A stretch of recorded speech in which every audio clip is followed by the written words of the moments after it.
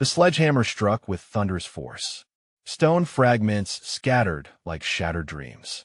Crows erupted from nearby trees, and screams pierced the afternoon air. At 1:45 p.m. on August 22nd, 2025, Riverside Falls, once peaceful, once united, witnessed its cherished Virgin Mary statue crumble to rubble. What no one knew was that this single act would tear open a town, a family, and even a man's soul. But who was the man behind the sledgehammer? And how did a father, a neighbor, a contractor beloved by his community transform into the figure at the center of a national storm? Before we uncover the shocking journey that led here and the miracle that followed, take a moment to support stories like this one. Hit like, subscribe, and share this video so more people can hear that mercy is stronger than hate. Just minutes before those sledgehammer strikes shattered the peace, Riverside Falls looked like something from an old American postcard. Brick colonial houses lined tree-shade streets where children's laughter echoed from the baseball diamond beyond Cedar Avenue. At the heart of it all stood the town square with its fountain, flagpole, and a marble statue known simply as Our Lady of Hope. The statue had stood there since 1952, placed after the devastating flood that had swept through the valley. Survivors swore the Virgin's protection carried them through those dark days when the river rose 15 feet above flood stage. Since then, Our Lady of Hope had become more than stone and marble. She was woven into the very fabric of Riverside Falls. Every morning, retirees paused during their walks to cross themselves. Newlyweds posed beside her gentle face for their first photographs as husband and wife. Each Christmas, families gathered in the square, circling the statue as carols echoed before sharing hot chocolate and cookies under the winter sky. To Mrs. Patterson, a 74-year-old widow, the statue was a lifeline. Every Thursday, she placed white carnations at the Virgin's feet in memory of her husband, who never returned from Vietnam. "I believe he's in heaven," she'd tell curious children, "and Mary is my way of sending love to him." To Frank Morrison, the local contractor, the statue was a reminder to breathe when life felt overwhelming. "When projects get stressful, I sit in her shadow and remember life is bigger than construction deadlines." Even to Layla Malik, a 16-year-old Muslim girl whose family had moved to town years ago, the statue carried quiet comfort. After failing to make the varsity soccer team, she spent one long night sitting on the stone steps below Mary's outstretched hands. Later, she confessed to a friend, "I don't even share that faith, but something about her face made me feel less alone." For outsiders, Our Lady of Hope might have been just weathered marble. But for Riverside Falls, she was memory, faith, and unity carved in stone. The story of what happened in Riverside Falls cannot be told without understanding Hassan Malik, the man behind the sledgehammer. For 12 years, Hassan had embodied the American dream. He'd come from Syria with his wife Amira and their children when he was 32, bringing 3 suitcases, family photographs, and unwavering determination.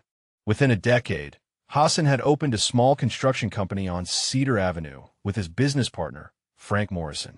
The two men couldn't have been more different. Frank was a lifelong New Englander. Hassan, an immigrant, still mastering certain quirks of English. Yet concrete, blueprints, and long hours under the sun made them brothers. Frank once joked, "Buildings don't care where you're from, they just care if you can construct them properly." The Maliks blended seamlessly into the town's rhythms. Layla excelled in school and played for the high school soccer team. Their son Omar played Little League in the same fields where generations of locals had competed. Amira taught Syrian cooking at the community center, filling the air with sumac and cardamom, winning over neighbors one plate at a time.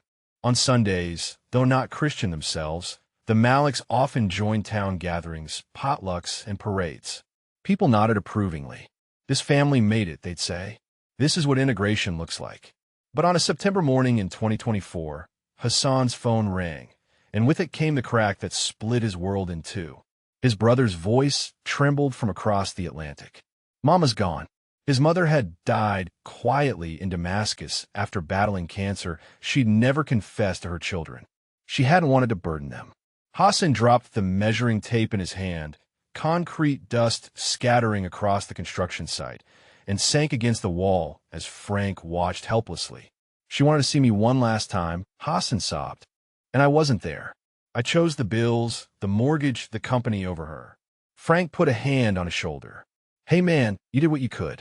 She knew you loved her. But Hassan didn't believe it. At the funeral in Damascus, his brothers stood stiff, their eyes cold. One whispered, just loud enough for him to hear. The American, the one who forgot where he came from. Hassan bowed his head in shame, feeling foreign in Syria, and suddenly foreign in America, too. When Hassan returned to Riverside Falls, nothing looked the same. The statue in the square, once a silent neighbor he never thought about, now seemed to stare at him with judgment.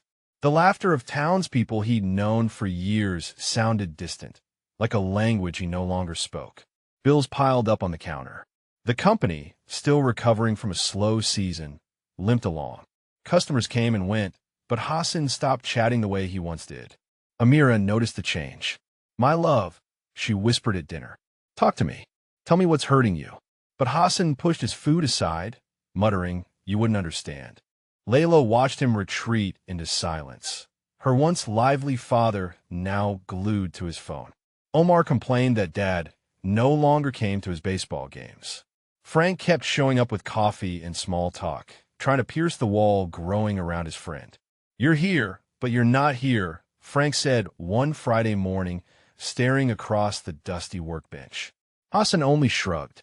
In the empty spaces of his grief and regret, something darker was waiting to take root.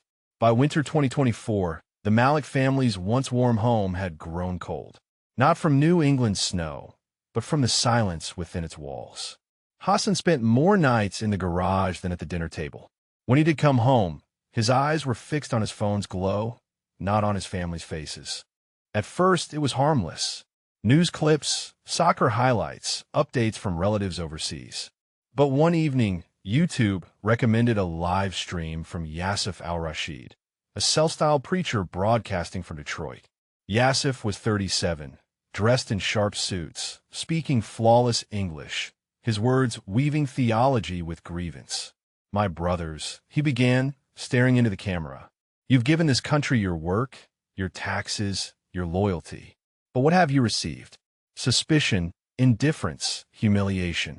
Hassan leaned closer to the screen, the words cut deep, giving language to feelings he couldn't articulate. The sting of his brother's whispers, the invisible wall between himself and neighbors he once laughed with. Video after video, Yasif's tone hardened. They tell you your faith doesn't belong here. They ban your headscarves, your prayers. But look at their streets, crosses on courthouses, statues of their saints, their Virgin Mary standing tall in every square. Do you not see the hypocrisy? The Virgin Mary statue in Riverside Falls, which Hassan had walked past without thought for 12 years, suddenly loomed in his mind as an insult carved in stone. He began driving the long way home, avoiding the square altogether, but the avoidance only fueled his resentment. Amira tried desperately to reach him. One night, she set his favorite dish, lamb tajin with dried apricots, on the table. Please, she said softly, come eat with us. The kids miss your voice. Hassan barely glanced up. I'll eat later. He carried his phone into the garage and shut the door. Inside, under the dim light of a single bulb, Yasif's face filled the silence. In the comment section, strangers wrote, "You speak the truth, brother." Finally, someone with courage. Hassan read them hungrily, as if each message proved he wasn't alone in his anger. At school, Layla noticed her father no longer asked about her tests or games. "Dad," she whispered one night, "you don't even look at me anymore." He muttered, "You'll understand when you're older." At the company, Frank saw the difference too. Hassan stopped joining the Friday afternoon barbecues in the parking lot. "Sorry, Frank. I've got things to do," he'd say, eyes downcast, wiping his hands on a rag that didn't need wiping. Frank frowned. "Buddy, this isn't like you." But Hassan offered no explanation. The spiral tightened. What began as sermons about dignity shifted into fiery rants. Yasif demanded, "How long will you let their symbols mock you?" Who among you will take a stand? Late at night, Hassan lay in bed staring at the ceiling, his mind replaying Yasif's words. The statue, the church bells, once part of the town's scenery, became specters haunting his thoughts. He imagined smashing it, silencing it, proving he still mattered. Sometimes when he closed his eyes, he dreamed of crowds cheering him on, clapping as he struck the first blow. When he awoke sweaty and trembling, Amira would still be asleep beside him, unaware of the storm gathering in her husband's soul. Isolation had become the soil. Yasif's voice was the seed, and anger unspoken, unhealed was the water. In the shadows of Riverside Falls, Hassan Malik was changing into someone even he no longer recognized. By early 2025, the Malik household no longer felt like a home. It was a house full of closed doors and unanswered questions. The cheerful warmth that once lingered in Amira's cooking and the children's laughter had been replaced by uneasy quiet. At dinner, Hassan sat with his phone by his plate, scrolling instead of speaking. "Adam," Amira said gently one evening, "you've hardly touched your food. What's happening to you?" He stabbed a piece of bread, avoiding her eyes. "Nothing. I'm just tired." "Tired for months," she pressed. "You barely smile anymore. You don't laugh with the kids. I miss you." Her words met silence. The clink of his fork was the only reply. Layla was less patient. One night, she slammed her books shut at the table. "Dad, you don't even look at us anymore. You used to tell us stories about Syria, about building your first house. Now all you care about is whatever's on that screen." Hassan's jaw tightened. "I've grown up, Layla. You should too." His daughter blinked, stunned by the coldness in his tone. She left the table in tears, her footsteps pounding up the stairs. Omar tried to win his father back in his own way. "Dad, we've got a game Saturday. We need you in the stands. You always wear the blue cap for luck." Hassan muttered, "We'll see." But Saturday came and Hassan didn't.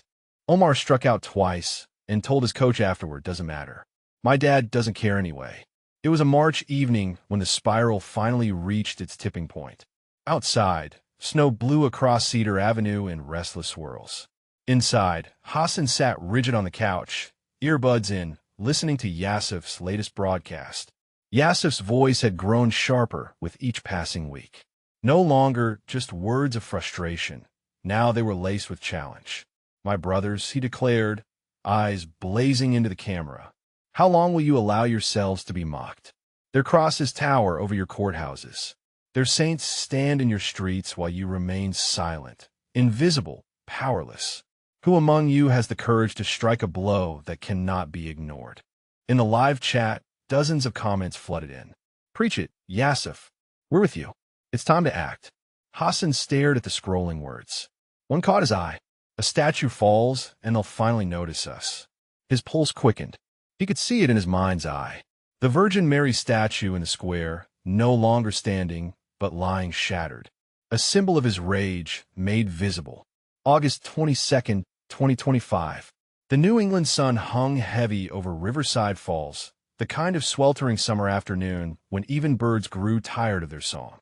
Cedar Avenue lay hushed. Shops were shuttered for lunch hour. Kids hid indoors from the heat. The town square sat in its usual midday stillness. At 1:30 p.m., Hassan Malik stepped out of his house with a Navy gym bag slung over his shoulder. His heart thudded louder than the cicadas. Inside the bag lay a sledgehammer, a chisel, and a steel crowbar. Tools not for building, but for breaking. Neighbors greeted him without suspicion. Mrs. Patterson, watering her petunias, waved. "Hot one today, Hassan." He nodded stiffly, his throat dry, and kept walking. By 1:40, he reached the square. The statue of Our Lady of Hope gleamed white against the blazing sky. For more than a century, she had stood watch over weddings, funerals, parades, and vigils. Today, she stood unknowing as the target of a man consumed by anger. Hassan looked around. The benches were empty. The fountain burbled lazily. The American flag flapped listlessly above. Perfect. He unzipped the bag, pulled out the sledgehammer, and gripped it until his knuckles blanched. For a moment, his body froze. The silence pressed on him like a weight. Then Yasif's words thundered in his mind.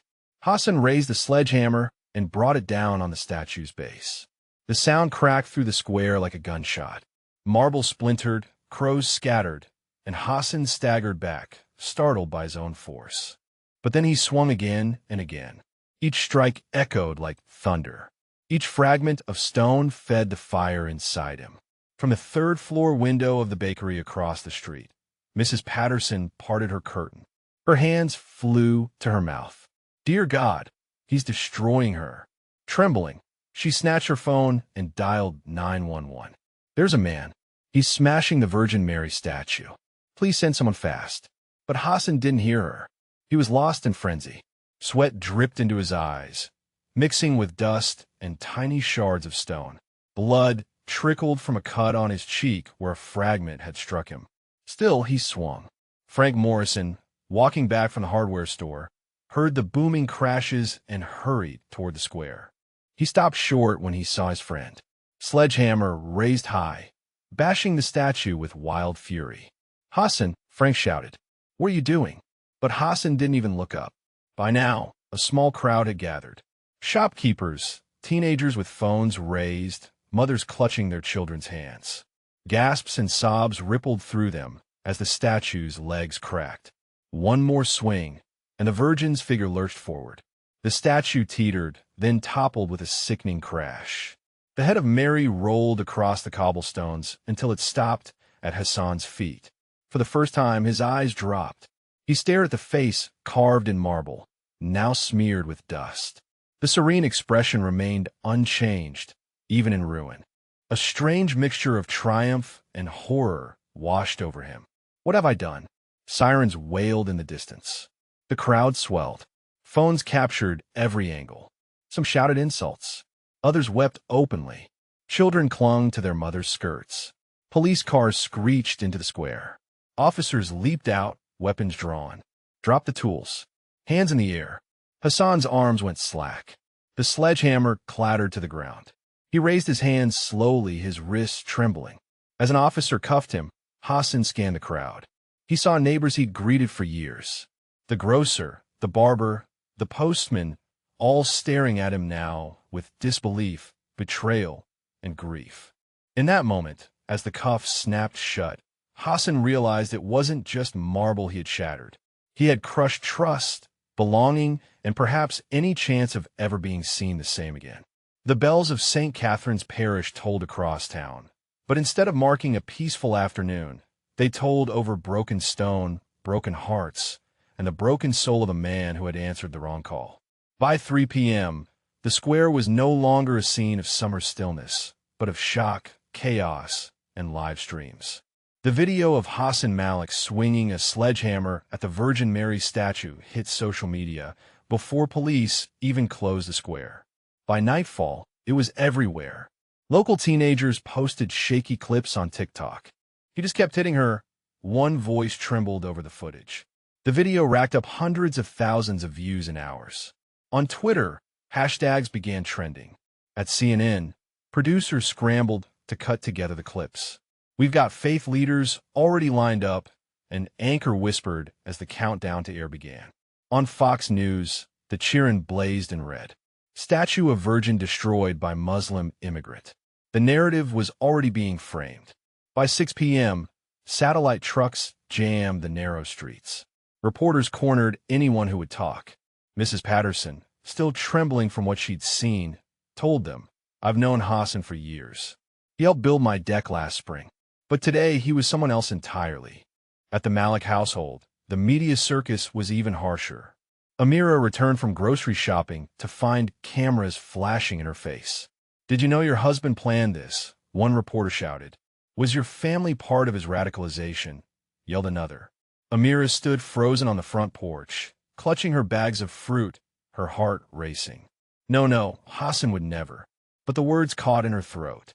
Upstairs, Layla scrolled through WhatsApp messages. Friends from school bombarded her phone with screenshots, cruel captions, even a meme of her father holding the sledgehammer. Tears blurred her vision. She locked herself in the bathroom and vomited, the sound of laughter from a video echoing in her ears. In the garage, Frank Morrison faced his own reckoning. Customers stormed in demanding refunds, accusing him of covering for a terrorist. A longtime client slammed her keys on the counter. How could you partner with someone like that? Frank's jaw tightened as he forced himself to reply.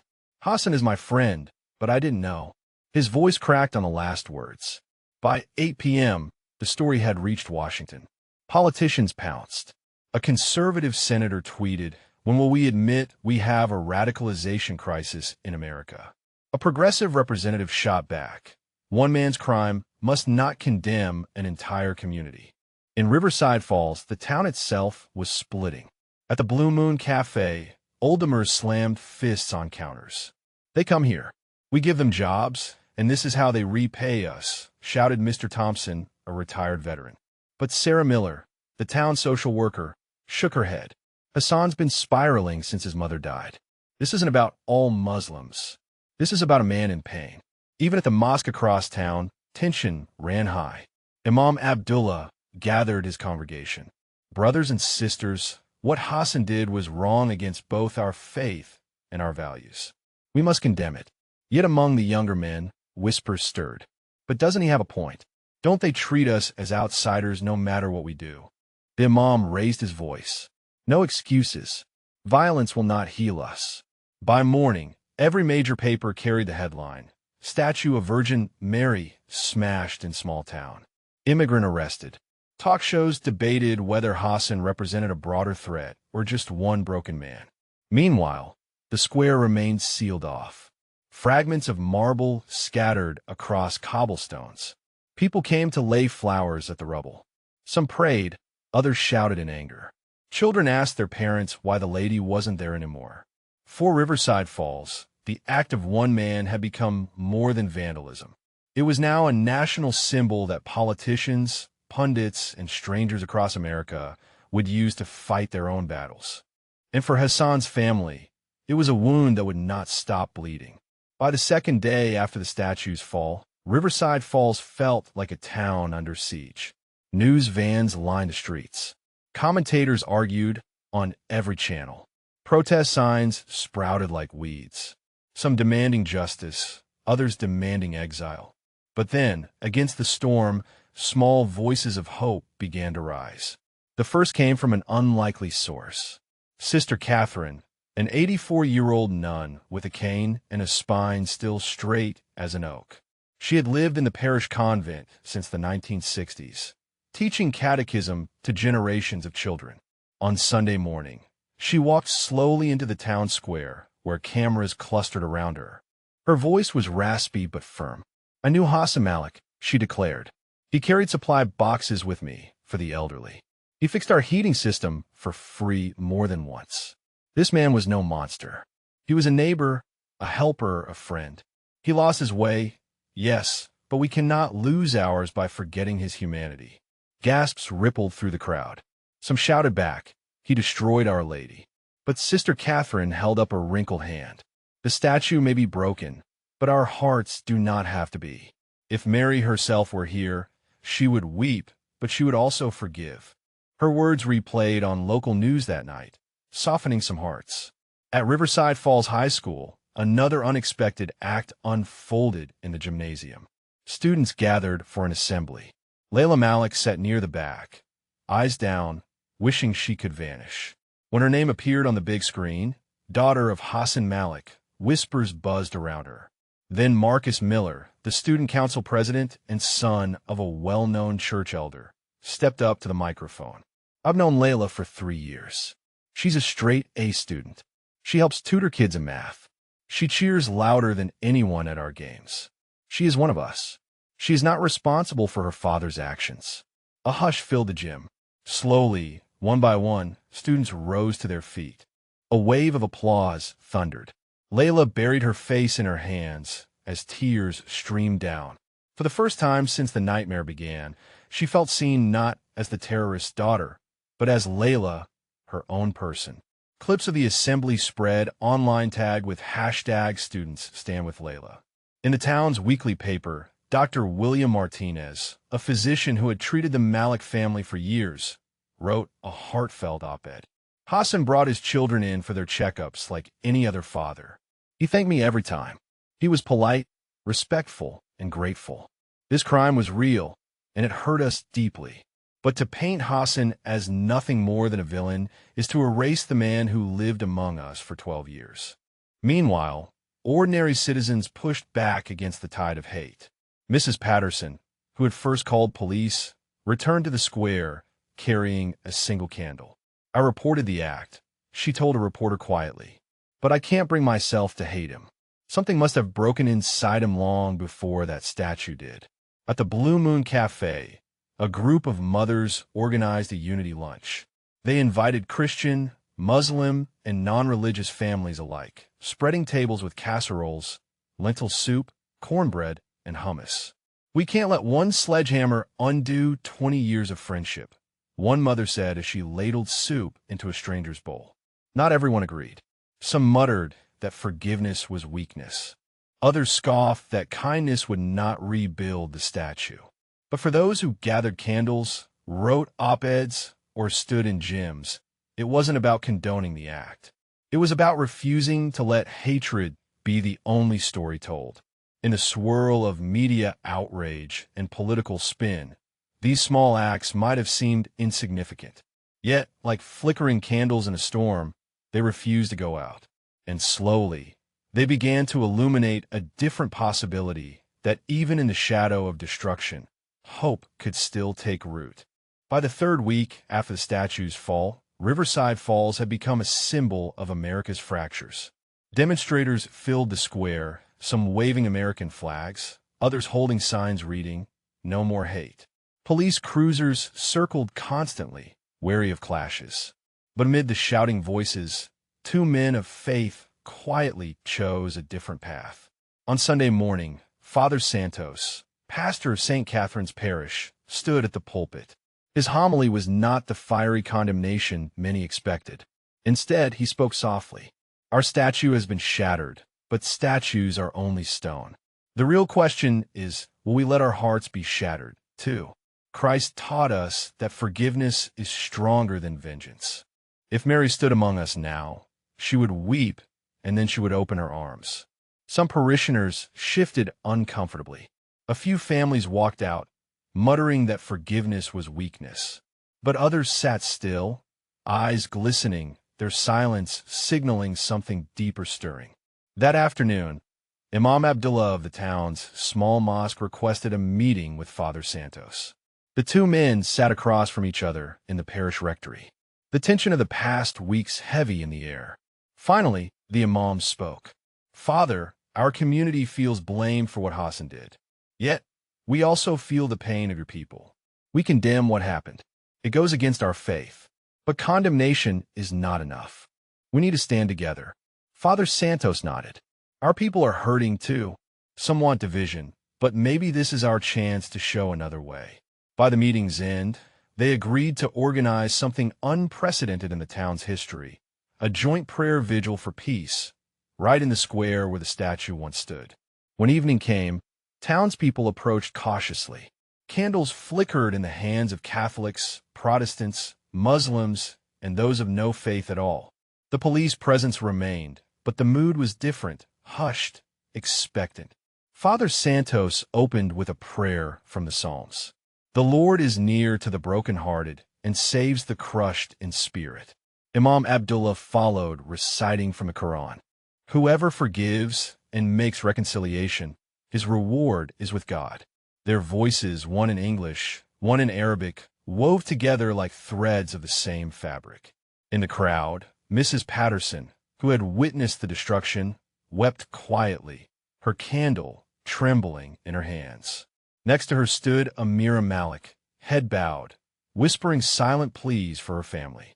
When she lifted her eyes and saw neighbors still standing beside her, she felt something she hadn't felt in weeks: belonging. A local TV station live streamed the vigil.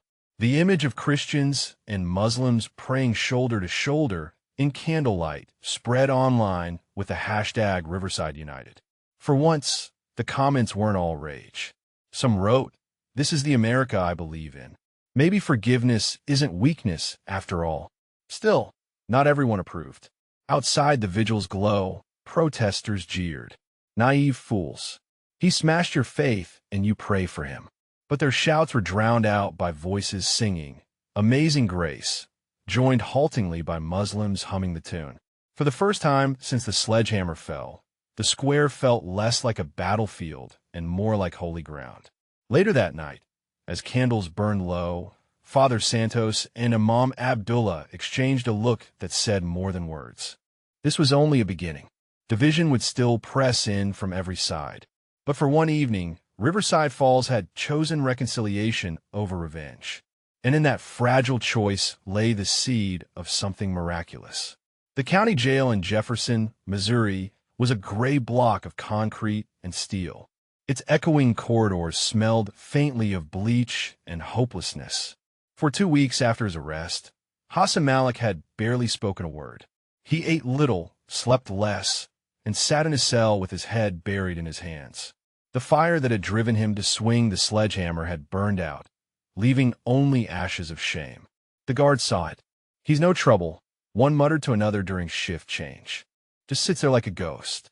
Inside, Hassan replayed the moment over and over. The sledgehammer rising, the marble cracking, Mary's face rolling across cobblestones, and then Layla's tears, Amira's trembling voice, Frank's look of betrayal. He whispered into the darkness. What have I done? God, what have I done? On a Tuesday afternoon, the heavy steel door clanged open. Visitor, Agar barked. Hassan shuffled into the small interview room, shackles clinking at his ankles. He expected another lawyer or maybe a journalist. Instead, he froze. Across the table sat Archbishop Rodriguez, the Catholic Archbishop of the diocese, dressed in a simple black cassock. His eyes were steady, not condemning, but searching. A faint smile touched his lips. Hassan, he said softly, thank you for meeting me. Hassan lowered his head. Why would you come here? I destroyed your statue. I dishonored your faith. I ruined everything. The Archbishop leaned forward, resting his hands on the table. I didn't come to see the man who broke stone. I came to see the man who was broken. The words pierced Hassan's chest. For the first time in weeks, tears welled. You don't understand. I'm lost. My children hate me. My wife is ashamed. I listen to voices that poison me. I don't know who I am anymore. Archbishop Rodriguez let the silence stretch. Then he said, we all have shadows, Hassan, but shadows do not erase the light. You were deceived by lies that prey on pain, but you are more than your worst moment. Hassan trembled. How can you say that? I smashed what was sacred to you. The Archbishop's voice remained calm. A statue is only stone. What is sacred is your soul, your repentance, your love for your family. That is what God sees.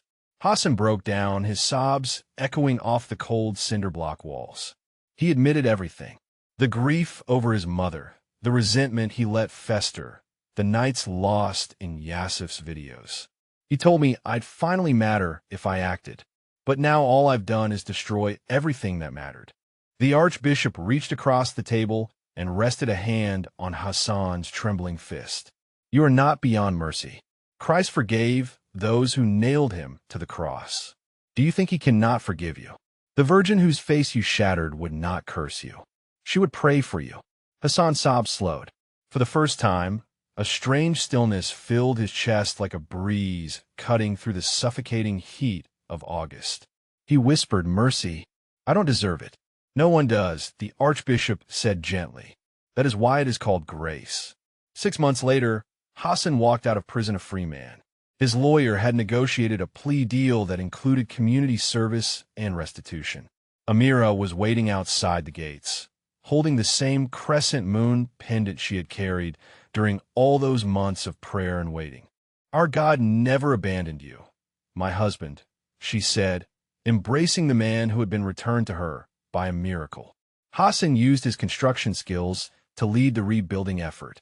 The new statue, designed by sculptor Elena Vasquez, showed 2 women, one in traditional robes, one in modern dress, standing together with arms outstretched over a small child. The inscription read in English and Arabic, to all who choose love over hate. On Easter Sunday, exactly 1 year after Hassan's arrest, the dedication ceremony drew thousands. Archbishop Rodriguez offered the blessing, but so did Pastor Williams from First Baptist, Rabbi Cohen from the Reformed Temple, and Imam Abdullah. When the white cloth was removed, revealing the reconciliation statue in all its glory, the crowd fell silent. Hassan stood with his family at the base, transformed by his journey through darkness into light.